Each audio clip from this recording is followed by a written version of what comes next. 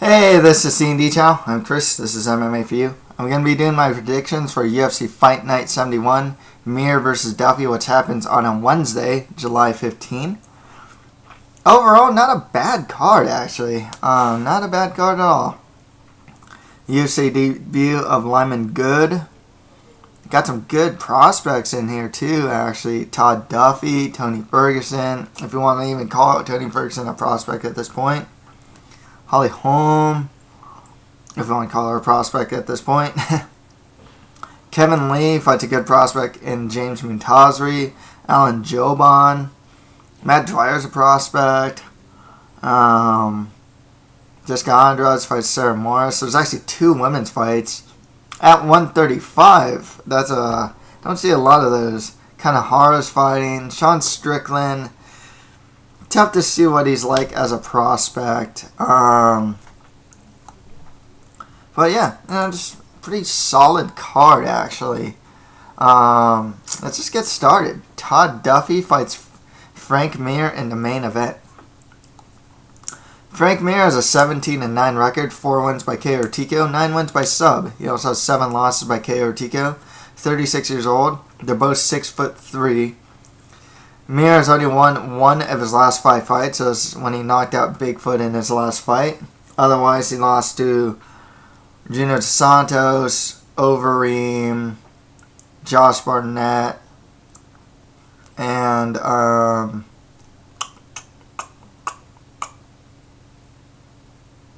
who's the other guy he lost to? Junior? No, did I say Junior Dos Santos? Yeah, I said Junior Dos Santos. And the other fighter escapes me at the moment that he lost to. Regardless, he is a former UFC heavyweight champion, a legit Brazilian Jiu-Jitsu black belt. Stand-up's actually pretty solid. You know, he can box. He actually has a good body kick as well. His wrestling's not too bad. His chin, though, isn't the greatest. He does not take a hit very well. Todd Duffy, 9-2 record with all of his wins and losses by KO or TKO. So he's never been to decision. 29 years old. Like I said, he's 6'3". 3-fight win streak. Training out of ATT. I think that's what I read. But I know he was in California for a while. So I don't know if he's still training there or not, actually.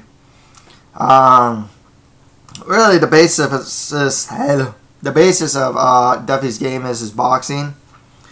He'll use a jab. He's really heavy-handed. The few times that fighters have tried to take him down, he's shown good takedown defense, good hips, actually. His chin is questionable. I don't say it just because he got knocked out by Russo and Overeem. I remember when he was fighting like Philip DeFries. And I think DeFries got him down. And as he's getting up, he's getting punched in the face as he's getting up. And it didn't seem like he was taking those shots very well. So, there's just instances like that make me wonder about his chin. So this is really interesting, It really is a case of, has Frank Mir devolved and regress so much that he's going to lose to the up-and-coming prospects of the division. Now, if you look at the guys he's lost to... Oh, Cormier, that's it. Cormier, Overeem, Barnett, and Junior Dos Santos. All 4 of those guys are like top 10 guys. Or when, or in case of Cormier, was a top 10 when he was in heavyweight.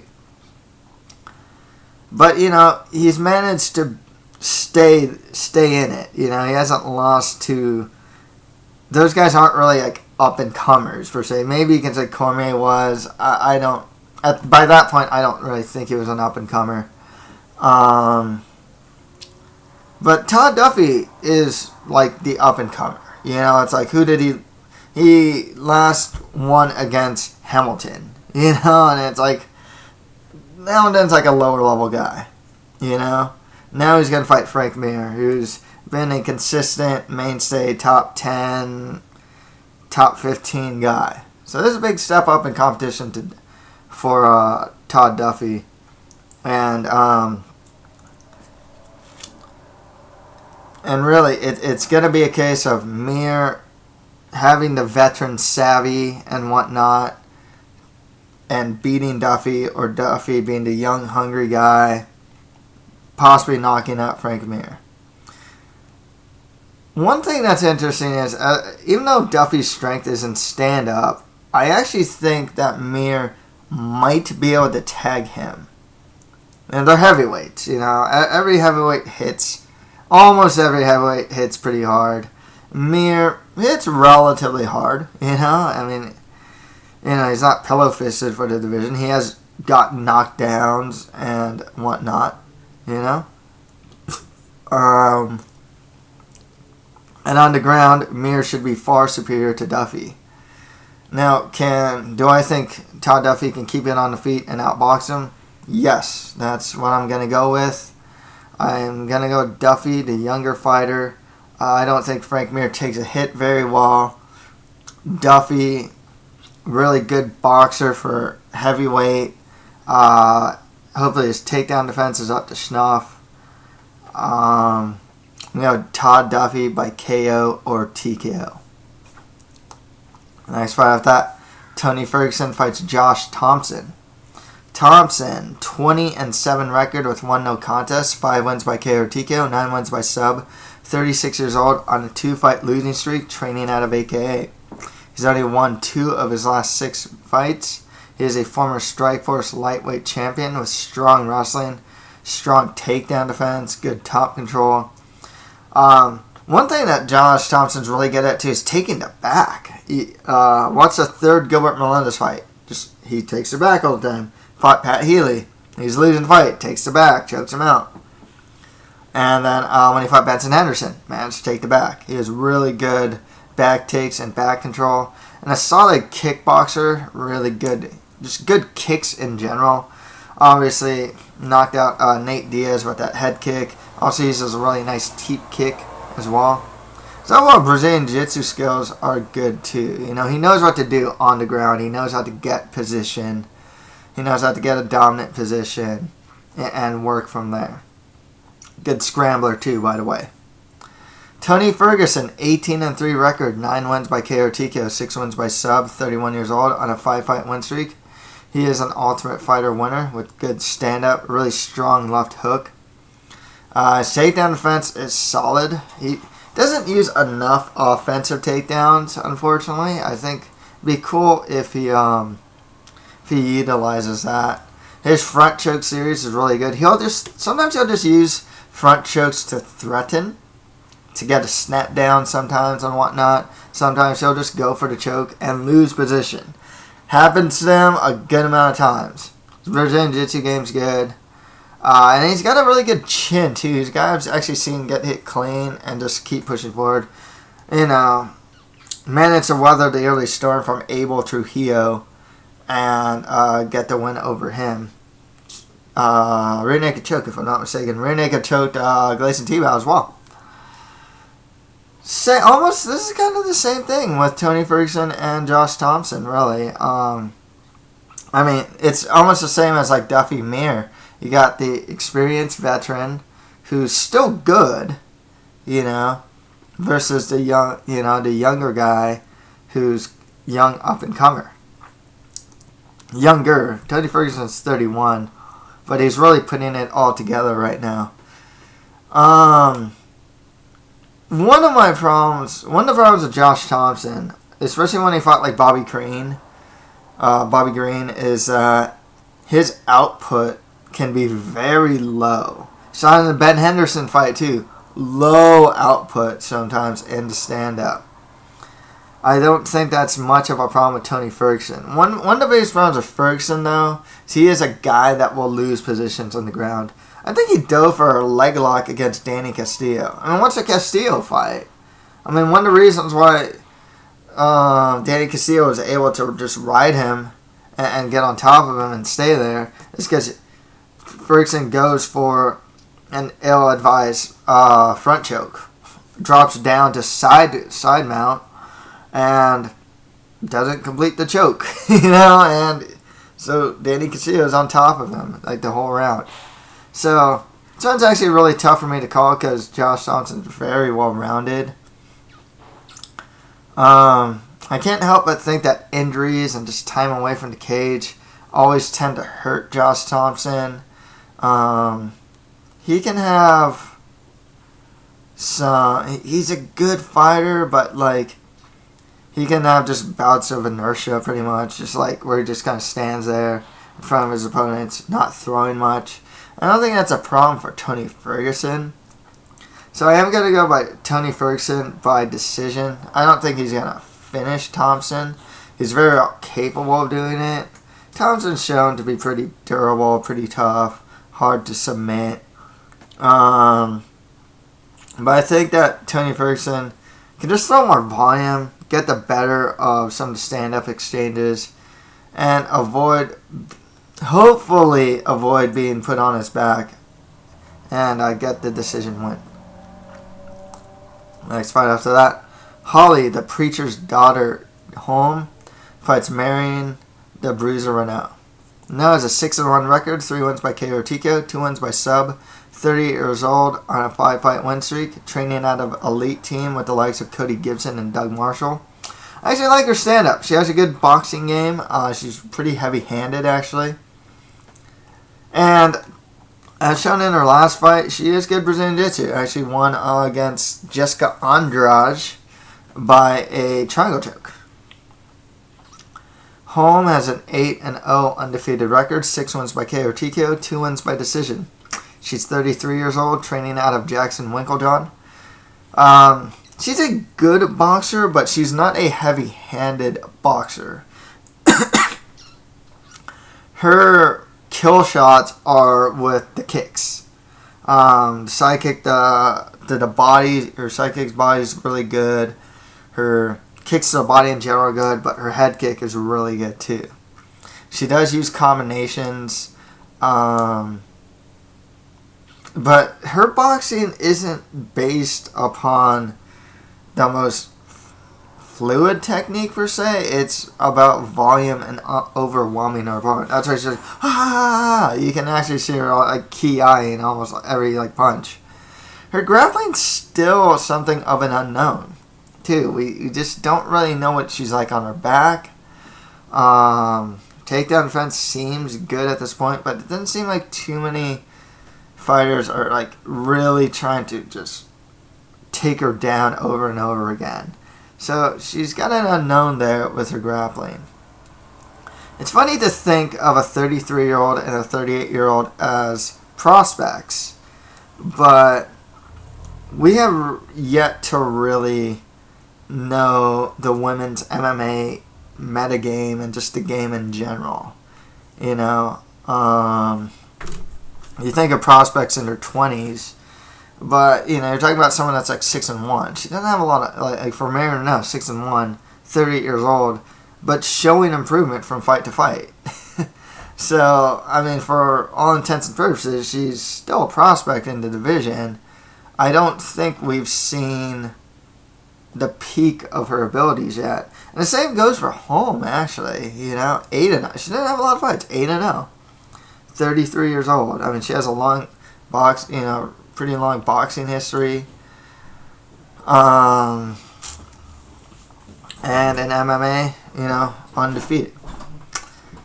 Tough to say. I'm going to go with Holm here.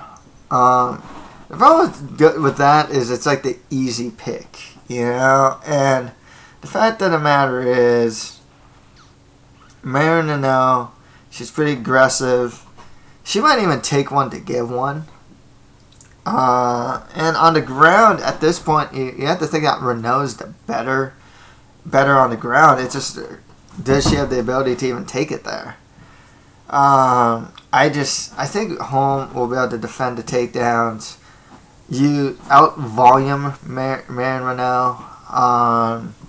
I'm going to go Holly Holm by decision here. I don't think she gets one of her, a head kick or anything like that. But she very well could. But I'll safely go with Holly Holm by decision. Next fight is that Manny Gamburyan fights Scott Jorgensen. Scott Jorgensen, 15-10 record, 2 wins by KO or TKO, 5 wins by sub. He also has 4 losses by submission. 32 years old, only won 2 of his last 8 fights. He's moving back up to 135 for this. He's a strong wrestler with good ground and pound. His stand-up's average, and at this point, it's a liability. His stand-up defense is really weak, and his chin has shown to be greatly deteriorating. Manny Gamburyan, 14-8 record with 1 no contest, 2 wins by KO or TKO, 7 wins by sub. Also has 2 losses by KO or TKO. 34 years old, trains out of Team Hyaston and Glendale Fighting Club with the likes of Ronda Rousey. He does have a base in judo with good offensive takedown ability. His stand-up, I'd say, is average. He's relatively heavy-handed, though. His stand-up defense needs some work. He is a guy that does get it clean. His chin, I also feel, is something that's deteriorating. He does have a good guillotine, though. That's a really good go-to move for him. You know, I'm not super big on this fight. Both of these guys have seen better days. They are both getting to their mid-30, you know, like Gamburyan's 34, Jorgensen's 32. They've been fighting for a while now. They're both pretty shot-worn. I'm not going to lie. I think Scott Jorgensen looks to be the more shot-worn than Manny Gamburyan. At least Manny Gamburyan got that one over Cody Gibson, but man, did he get tagged and hit a lot before that happened. Scott Jorgensen, I mean, his best win was against, like, Danny Martinez, you know? It just... And then he lost to a bunch of, like, jiu-jitsu guys, right? Like Wilson Hayes, Formiga. It's just... His ability to take a shot is great. Jorgensen's ability to take a shot is greatly compromised. Maybe it'll be helped at 135. He's still a good wrestler, though, so he can always fall back to that. But I at the very least, Gamburyan can sometimes, at the very least, be in fights still. Didn't he fight, like, Nick Lentz, I think? Like, Gamburyan? And actually acquitted himself relatively well, despite losing to him. So... yeah, I'm going to go with Gamburyan. I just think he's less shop-worn than Scott Jorgensen. And Jorgensen, at this point, is very susceptible to getting finished, too. When he gets his back taken, and he tends to get his back taken relatively easily these days, it looks like he just gets finished. So, I'm going to go Manny Gamburyan by submission here. Not super confident in that pick because at the very least Jorgensen does have the wrestling to maybe put Gamburyan on his back consistently enough. And I do question Jorgensen's ability to take a hit at this point. Next fight is that Kevin the Motown Femam Lee fights James Moonwalker Moontasri.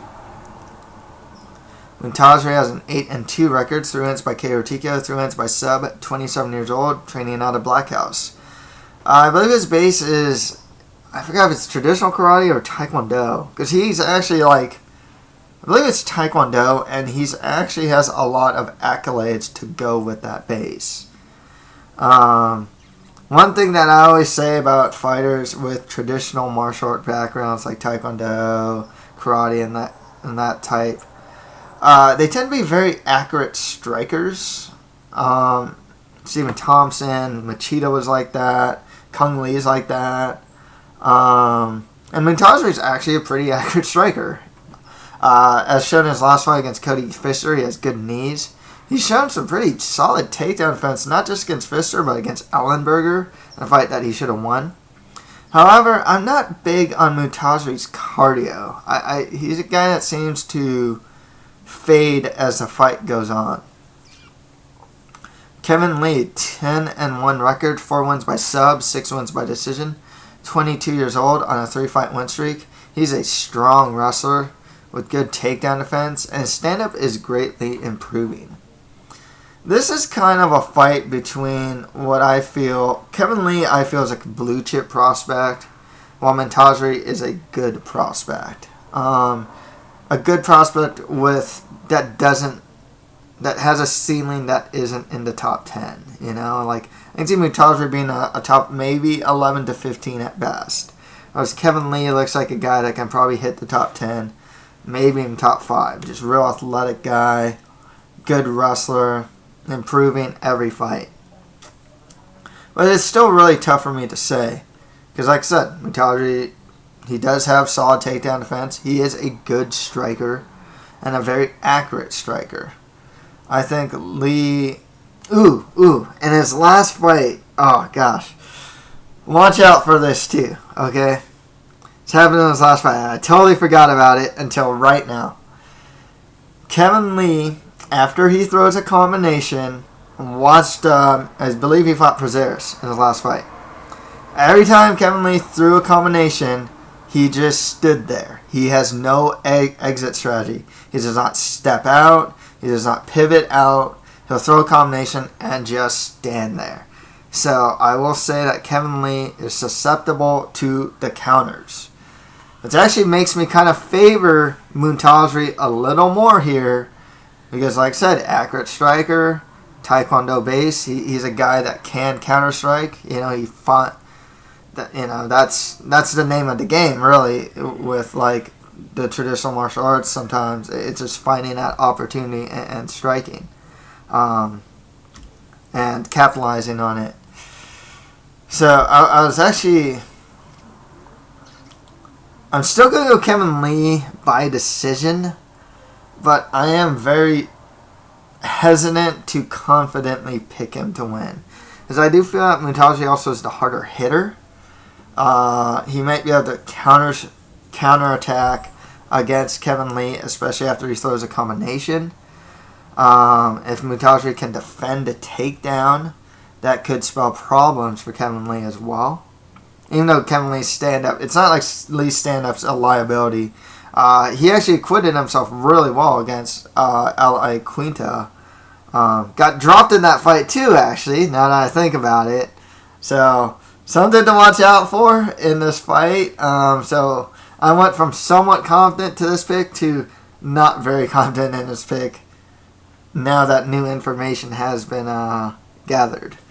Still Kevin Lee by decision. I think he might be able to just outwork Moontasri. And Moontasri does have a tendency to look like... it looks like he fades as the fight goes on. Kevin Lee's also got to watch out for those knees, too. Moontasri showed some really good knees against Pfister. And Lee is not... you know, he'll go for his takedowns, too. And he could run into a knee. So, Kevin Lee by decision. Not super confident in that pick like I once was. Okay, next fight after that, Matt Dwyer fights Alan Jouban. Fun fight here. Just good. This should be a good stand-up fight. Matt Dwyer, all of his wins and losses are by KO or TKO. He's 25 years old, 6'4", training out of Toshido Mixed Martial Arts with the likes of Shane Campbell and Sarah Morris. He is a finisher. He's never been to decision. In the stand-up, he's something of a brawler, but he's really heavy-handed. Won his last fight by Superman Punch. He's really aggressive, too, and always pushes forward. The problem with Dwyer is his stand-up defense is terrible. I mean, this guy has some of the worst... I mean, he just has no defense. He has, negative defense. Albert Tumilov managed to get 2 head kicks in a row against him. And you can go back to his fight against DeMarcus Johnson, and he's just getting beat up on the feet, but he's just a resilient guy and whatnot. Managed to get the win. But, yeah, he does not have good stand-up defense.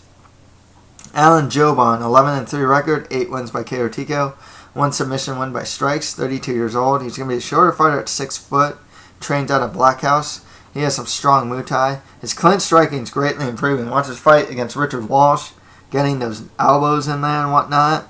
His grappling is actually pretty good, especially defensively. You know, he can generally defend takedowns if he's on the ground. You know, it's hard to get a really good position on him. He's really resilient, too. He's a guy that can come back. Watch the Warley Alves fight, for example, and his fight against Seth Brzezinski. Brzezinski actually drops him, and Jouban ends up winning. And then the Warley Alves fight, and Jouban should have won. He gets dropped early on, weathers that early storm, and really comes back. The height thing makes me a bit worried for Jouban because his striking defense. He is a guy that still gets hit clean, but so is Dwyer. Probably more so than Jouban. And Jouban's resilience, he's a guy that will probably get hit clean here. Might even be in trouble, but I think he can come back. I think that Alan Jouban can eventually get his Muay Thai game going on. He's a more technically sound striker. In the clinch, it should be interesting just because Matt Dwyer is so much taller. I don't know if he can get those elbows and whatnot that he's used to getting. But nonetheless, I'll go with Alan Jouban by KO or TKO. Like I said, not big on Matt Dwyer's defense. Just, he's 6'4", but he tends to just brawl more than use his reach. I think Alan Jouban is just a more technical striker. On the Fox Sports 1 prelim, Sam Cecilia fights Yaotzin Meza.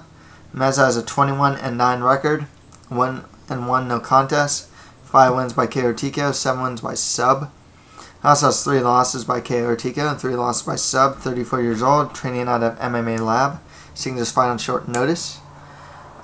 His wrestling's good, his Brazilian Jiu-Jitsu's alright, and stand-up's just average. Yaotzin Meza is just... is who he is, I guess. He's decent everywhere, but not particularly great at one aspect of MMA. And he gets outdone in a lot of aspects of MMA, too. I remember... I think he fought like Chico Camus and just got out-grappled. I've seen him get outstruck, Sam Cecilia, 14-5 record, 8 wins by KO or TKO, 4 wins by sub. He also has 3 losses by submission.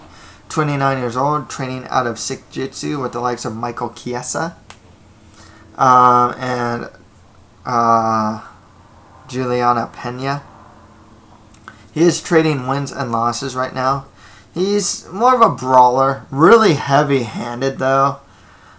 He's good in the clinch, and he can bully guys in the clinch as well. His takedown defense is decent as well. I'm going to go Sam Cecilia here. I think he'll be able to hit one of those heavy shots on Yaotzin Meza, maybe even put him out. If not, I can see him bullying Meza in the clinch. So Sam Cecilia by KO or TKO. Next fight off that, Jessica Batistaka Andrade fights Sarah Cheesecake Moras. Moras has a 4-1 record, 2 wins by KO or TKO, 1 win by sub, 27 years old. She's going to be the taller fighter at 5'7", and she's on a 2-fight win streak. Trains out of Toshida Mixed Martial Arts. Matt Dwyer trains her as well. She last fought Alexis Dufresne in July 2014, so she is going to come off a 1-year layoff. Morris's game, really her best bet is her Brazilian Jiu-Jitsu skills. She's pretty good off her back. She's active off her back. Sometimes she can be a little too content off her back, though. I remember she had one fight in Invicta against, I think it was Raquel Pennington. Gets put on her back a lot of times. Fights off her back and tries to scramble, but ultimately Pennington wins. And Sarah Morris, I'm not impressed with her stand-up at all. I think her stand-up's pretty weak. Andrade's 12-4 record, 4 wins by KO or TKO, 6 wins by sub. She also has 2 losses by KO or TKO, 23 years old. She's going to be a much shorter fighter at 5'2". Stand-up's wild. She fights like Vanderlei Silva in stand-up, just pushes forward and throws haymakers. She's really aggressive. Brazilian Jiu-Jitsu is actually pretty good. She actually has a particularly good guillotine. But man, is she reckless. I mean, it wouldn't surprise me if she gets Moras to the floor, throws ground and pound, and gets triangled out of recklessness. Wouldn't surprise me. Kind of what happened against Marion Reneau. Nonetheless, I'm going to go with Jessica Andrade. I think that she can overwhelm Moras in the stand-up. On the ground, I'm not... The problem with... that's the problem with Andrade. She's so aggressive, she can lose position on the ground. Sometimes she'll aggressively go for a guillotine and just get put on her back, you know?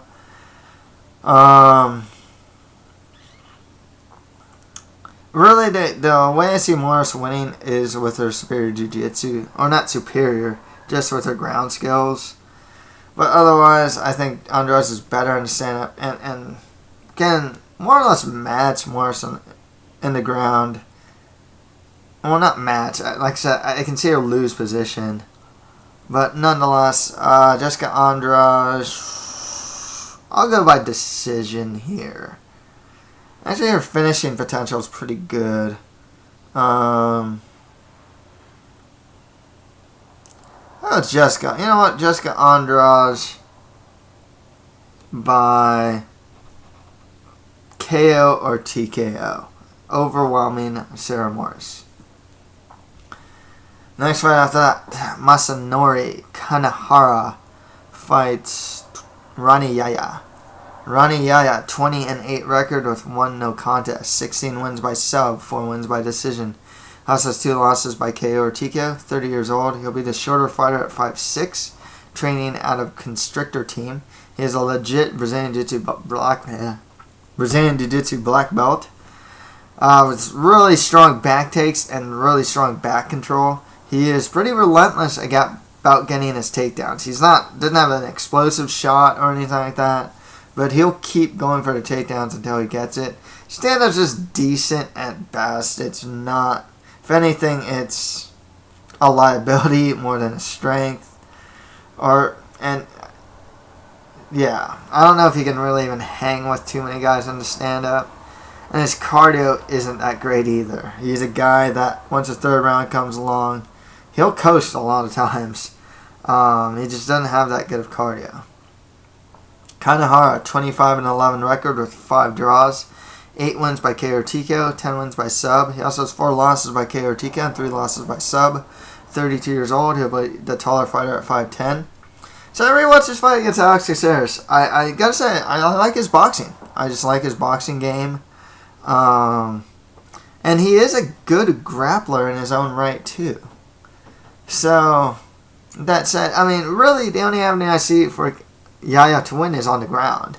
I feel that Kanehara is superior in the stand-up. And I wouldn't be surprised if Kanehara can not really match, but at least hang with Yahya on the ground.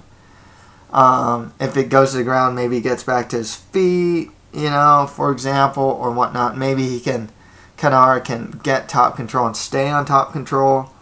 Would not surprise me.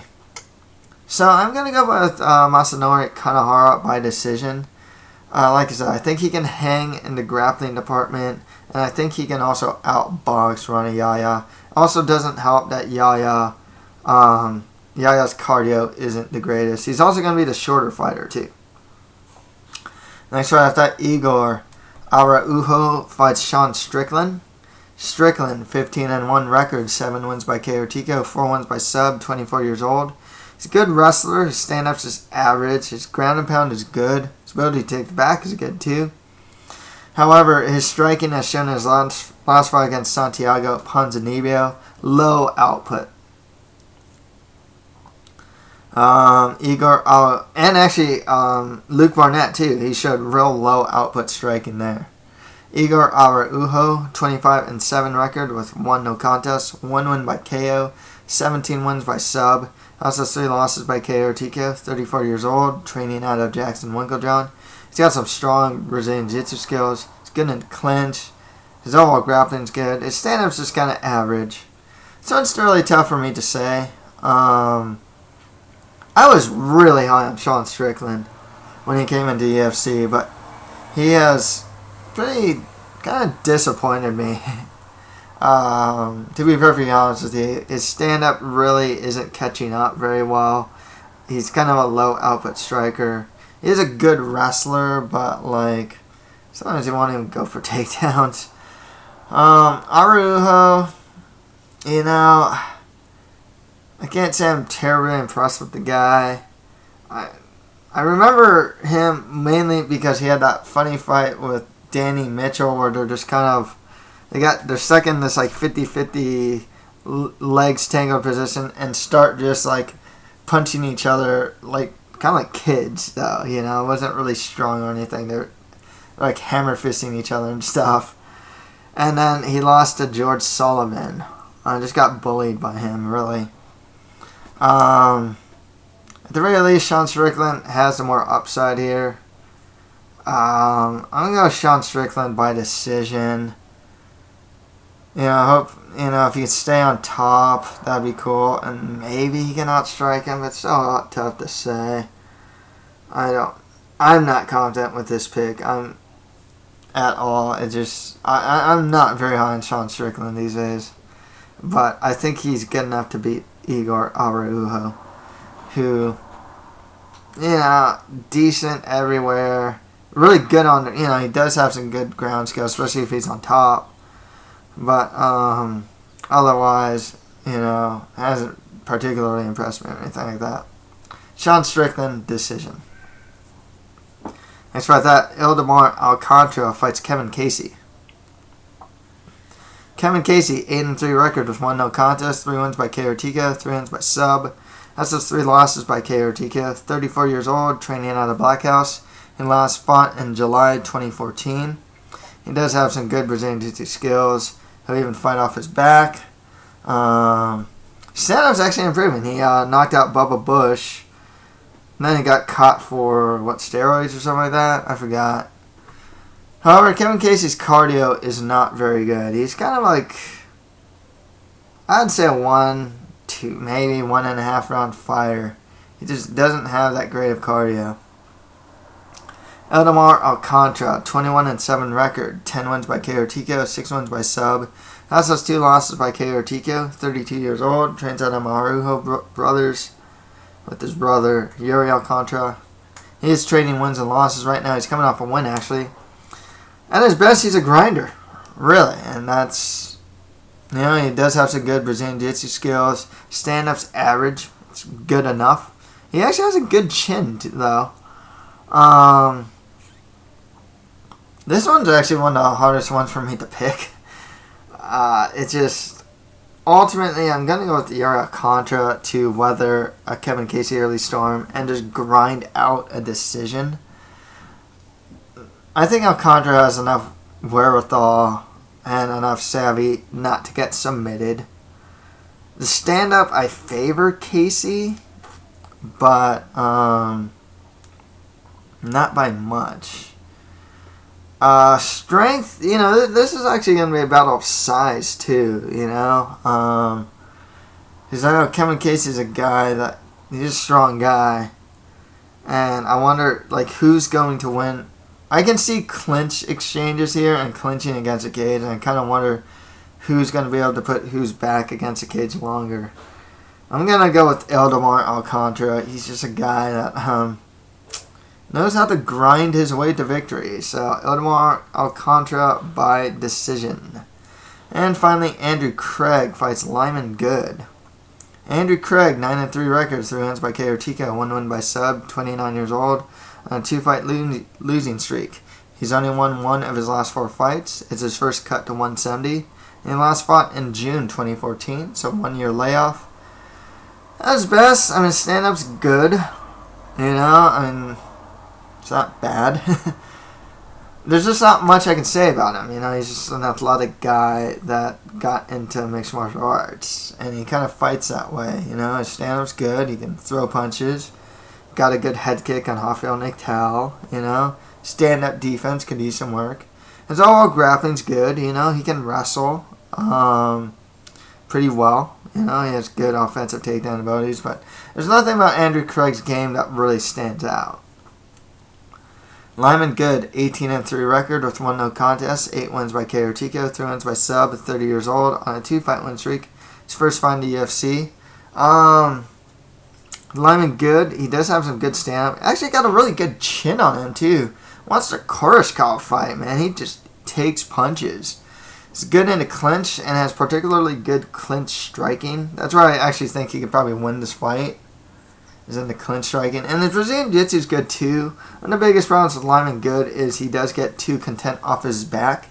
So when he gets taken down, he likes to just work off his back. And it has failed him when he tried out for the Ultimate Fighter. And then against like Ben Askren as well. I'm going to go with Lyman Good to win this one. He's actually pretty big for the weight class.